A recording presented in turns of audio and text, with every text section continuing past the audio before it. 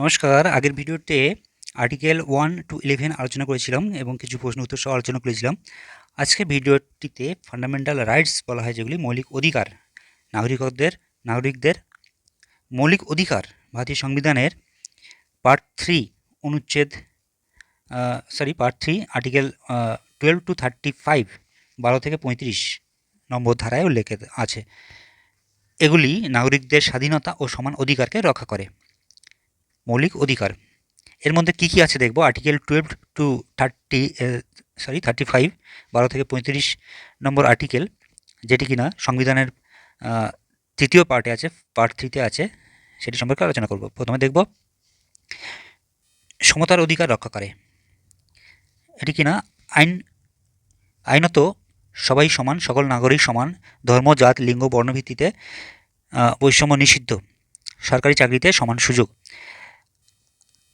এছাড়া কি আছে না, স্বাধীনতার অধিকার আছে, রাইট টু ফ্রিডম, বাক স্বাধীনতা, শান্তিপূর্ণভাবে সমাবেশ করার অধিকার, দেশ জুড়ে চলাফেরা ও বসবাসের অধিকার, পেশা বেছে নেওয়ার অধিকার। এরপরে কি আছে না, শোষণের বিরুদ্ধে অধিকার, রাইটস এগেনস্ট এক্সপ্লয়টেশন, শিশু শ্রম নিষিদ্ধ, মানব পাচার ও জোরপূর্বক শ্রম নিষিদ্ধ। এরপরে আরও কি আছে দেখছি না, ধর্মীয় স্বাধীনতার অধিকার, rights to freedom of religion, যে কোনো ধর্ম পালন, প্রচার ও প্রচলনের স্বাধীনতা, রাষ্ট্র কোনো ধর্মকে প্রাধান্য দেয় না। নেক্সট আছে সংস্কৃতি ও শিক্ষাগত অধিকার, কালচারাল অ্যান্ড এডুকেশনাল রাইটস, সংখ্যালঘুদের ভাষা ও সংস্কৃতি রক্ষার অধিকার, শিক্ষা প্রতিষ্ঠান স্থাপন ও পরিচালনার অধিকার। তারপরে কি আছে না, সংবিধানের প্রতিকারের অধিকার, রাইটস টু কনস্টিটিউশনাল রেমেডিস, মৌলিক অধিকার লঙ্ঘিত হলে আদালতে যাওয়ার অধিকার, সুপ্রিম কোর্ট ও হাইকোর্টের আবেদন করা যায়। এই হলো সমস্ত কিছু ফান্ডামেন্টাল রাইটসের মধ্যেই পড়ে, যেটি কিনা আর্টিকেল 12 to 35 12 থেকে 35 সংবিধানের 3 নম্বর পার্টে উল্লেখিত আছে। এবার এর মধ্যে থেকে কিছু প্রশ্ন উত্তর আমরা দেখে নেব, আজকে আলোচনা করব। প্রথমে আসছি আর্টিকেল 12, স্টেট শব্দের অর্থের মধ্যে অন্তর্ভুক্ত নয় কোনটি? সংসদ, রাজ্য বিধানসভা, স্থানীয় কর্তৃপক্ষ না বেসরকারি ব্যক্তি। আর্টিকেল 12 স্টেট শব্দের মধ্যে অন্তর্ভুক্ত নয়। আচ্ছা, নেক্সট দেখব আর্টিকেল 13 অনুযায়ী মৌলিক অধিকার বিরোধী আইন কার্যকর, আংশিক কার্যকর, অকার্যকর, সংশোধনযোগ্য নয়। এটি কোনটি? না, অকার্যকর, অপশান সি কারেক্ট অ্যান্সার হচ্ছে। আচ্ছা, তারপরে দেখব রাইটস টু ইকুয়ালিটি, যেটি আর্টিকেল 14 to 18 আছে। আইন সমক্ষে সমতা কোন অনুচ্ছেদে? আইনের পক্ষে সবাই যে সমান, এটি কোন আইনে বলা আছে? না কোন আর্টিকেলে বলা আছে? না, আর্টিকেল 14, এখানে option B correct answer. Article 14-এ বলা আছে আইনের চোখে সবাই সমান। আচ্ছা, আর্টিকেল 15 বৈষম্য নিষিদ্ধ করে, কিসের ভিত্তিতে? না, ধর্মের ভিত্তিতে, লিঙ্গের ভিত্তিতে, জন্মস্থানের ভিত্তিতে। উপরের এই সবগুলি, অর্থাৎ অপশান ডি কারেক্ট অ্যান্সার। আচ্ছা, নেক্সট সরকারি চাকরিতে সমান সুযোগের অধিকার কোন আর্টিকেলে বলা আছে? না, article 16, option C article 16 correct answer. এরপর দেখে নেব অস্পৃশ্যতা বিলোপ করা হয়েছে, আর্টিকেলের সংবিধানের কোন ধারাতে আছে অস্পৃশ্যতা বিলোপের বিধান? না, article 17, option B article 17 D correct answer. আচ্ছা, নেক্সট দেখে নেব উপাধি বিলোপ সংক্রান্ত অনুচ্ছেদ কোন ধারায় আছে? না, আর্টিকেল 18 নম্বর ধারায় আছে, অপশান বি এখানে কারেক্ট অ্যান্সার। আচ্ছা, আর্টিকেল 19 to 22 এটি বলা আছে রাইটস টু ফ্রিডম। ঠিক আছে, এর মধ্যে কী কী প্রশ্ন দেখব। আর্টিকেল 19 বর্তমানে কতটি স্বাধীনতা দেয়?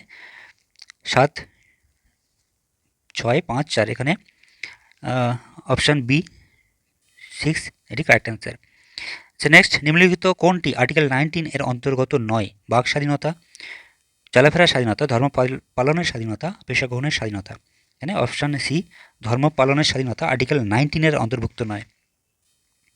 আচ্ছা, নেক্সট দেখব 10 নম্বর প্রশ্ন কি বলছে, এক্স পোস্ট ফ্যাক্টো আইন নিষিদ্ধ কোন নম্বর ধারা অনুযায়ী? না, অপশান বি আর্টিকেল 20 অনুযায়ী এক্স পোস্ট ফ্যাক্টো আইন নিষিদ্ধ। আচ্ছা, তারপরে আছে দ্বৈত শান্তি নিষিদ্ধ কোন অনুচ্ছেদে? আর্টিকেল 20-তে, অপশান বি কারেক্ট অ্যান্সার হবে। আচ্ছা, নেক্সট জীবন ও ব্যক্তি স্বাধীনতার অধিকার কত নম্বর আর্টিকেলে বলা আছে? না, আর্টিকেল 21, জীবন ও ব্যক্তির স্বাধীনতার অধিকার। শিক্ষার অধিকার যুক্ত আছে কোন নম্বর ধারায়? না আর্টিকেল 21A। আর্টিকেল 21A শিক্ষার অধিকার এখানে আছে। সে কাউকে গ্রেপ্তার ও আটক করা হলে তার সুরক্ষা দেওয়ার ব্যাপারে আর্টিকেল 22তে বলা আছে। এখানে option D correct answer. Article 22তে বলা আছে গ্রেপ্তার ও আটকের সংক্রান্ত যে সুরক্ষা। আচ্ছা, এবার আসছি আর্টিকেল 22 আর 3, যেটি কিনা বলা আছে রাইট এগেনস্ট এক্সপ্লয়টেশন। মানব পাচার নিষিদ্ধ কোন অনুযায়ী? না আর্টিকেল 23 অনুযায়ী। আর্টিকেল 23 অনুযায়ী মানব পাচার নিষিদ্ধ। এবার বলছি 14 বছরের কম বয়সী শিশুদের বিপজ্জনক কাজে নিষিদ্ধ করা হয়েছে আর্টিকেল 24 অনুযায়ী। 14 বছরের কম বয়সী শিশুদের বিপজ্জনক কাজে নিষিদ্ধ করা হয়েছে। আচ্ছা, এরপরে আসছি ধর্ম পালন ও প্রচারের স্বাধীনতা। আর্টিকেল 25 to 28 বলা আছে freedom against religion. Article 25 to 28 বলা আছে ধর্ম পালন ও প্রচারের স্বাধীনতা বলা আছে আর্টিকেল 25-এ। ফ্রিডম অফ রিলিজিয়ন 25 বলা আছে ফ্রিডম অফ রিলিজিয়ন। ধর্মীয় প্রতিষ্ঠান পরিচালনার অধিকার বলা আছে আর্টিকেল 26-এ। আচ্ছা, ধর্মীয় কর আরোপ নিষিদ্ধ করা হয়েছে আর্টিকেল কোন অনুযায়ী? আর্টিকেল 27 অনুযায়ী ধর্মের উপরে কর আরোপ নিষিদ্ধ করা হয়েছে। সরকারি শিক্ষা প্রতিষ্ঠানে ধর্মীয় শিক্ষা নিষিদ্ধ। অপশান বি এখানে কারেক্ট অ্যান্সার হবে। সরকারি শিক্ষা প্রতিষ্ঠানে ধর্মীয় শিক্ষা নিষিদ্ধ। আচ্ছা, এরপরে আসছি আর্টিকেল 29 আর 30-তে বলছে কালচারাল অ্যান্ড এডুকেশনাল রাইটস। সংস্কৃতি ও ভাষা সংরক্ষণ কোন আর্টিকেল অনুযায়ী এখানে আছে? আর্টিকেল 29। আর্টিকেল 29 অনুযায়ী বলা আছে সংস্কৃতি ও ভাষা সংরক্ষণ করা যায়। তারপর নেক্সট দেখছি সংখ্যালঘুদের শিক্ষা প্রতিষ্ঠান স্থাপন করা যাবে আর্টিকেল 30 অনুযায়ী। আর্টিকেল 30 অনুযায়ী 30 নম্বর আর্টিকেল অনুযায়ী যে সংখ্যালঘুদের জন্য শিক্ষা প্রতিষ্ঠানের ব্যবস্থা করা যাবে। এবার আর্টিকেল 31 যেটি কিনা ডিলিট করা হয়েছে, বাতিল করে দেওয়া হয়েছে। আর্টিকেল 31 সম্পর্কিত কিসের সাথে? এখানে শিক্ষা, সম্পত্তি, ধর্ম, সমতা এই 4টি অপশান দিয়েছে। এখানে সম্পত্তির অধিকার এটি আর্টিকেল 31-এ বলা আছে এটি নিষিদ্ধ করা হয়েছে, মানে ডিলিট করে দেওয়া হয়েছে।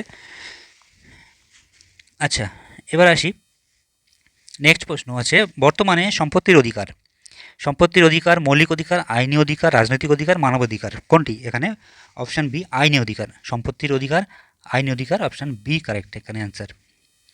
এবার দেখব আর্টিকেল 32 to 35 কনস্টিটিউশনাল রেমিডিস বলা হয়। আর্টিকেল 32 থেকে 35-কে। আর্টিকেল 32-কে বলা হয় সংবিধানের ভূমিকা, মেরুদণ্ড, হৃদয় ও আত্মা আর সংবিধানের ভিত্তি। এখানে অপশান সি সংবিধানের হৃদয় ও আত্মা, heart and soul of the Indian constitution বলা হয় আর্টিকেল 32-কে। এটি খুবই গুরুত্বপূর্ণ প্রশ্ন, পরীক্ষায় প্রায়ই পড়ে থাকে। আচ্ছা, মৌলিক অধিকার রক্ষার জন্যে সরাসরি আবেদন করা যায় কোথায়? না সুপ্রিম কোর্টে। Option C correct answer. মৌলিক অধিকার রক্ষার জন্য সরাসরি সুপ্রিম কোর্টে যাওয়া যায়। নিম্নলিখিত কোনটি রিট নয়? ম্যান্ডেমাস, সার্টিওরি, হেভাস কর্পাস আর injunction. Option D injunction correct. আচ্ছা, সশস্ত্র বাহিনীর অধিকার সীমিত করতে পারে কে? করতে পারে? না সংসদ। Option C. আচ্ছা, সামরিক আইন চলাকালীন অধিকার সীমাবদ্ধ থাকে কোন আর্টিকেলের মাধ্যমে?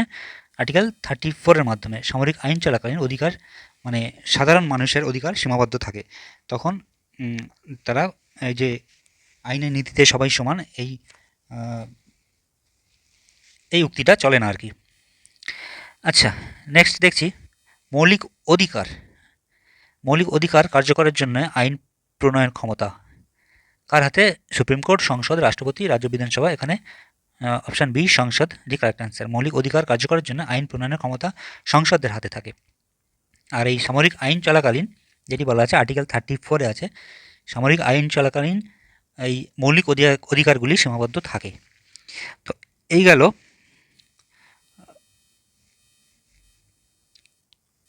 ইন্ডিয়ান পলিটি থেকে মৌলিক অধিকার সংক্রান্ত কিছু প্রশ্ন এবং উত্তর নিয়ে আলোচনা। যদি ভিডিওটি ভালো লেগে থাকে অবশ্যই চ্যানেলটি সাবস্ক্রাইব করো, সাথে থাকো। আর যদি কিছু ভুল হয়ে থাকে অবশ্যই কমেন্ট বক্সে জানিও। ধন্যবাদ।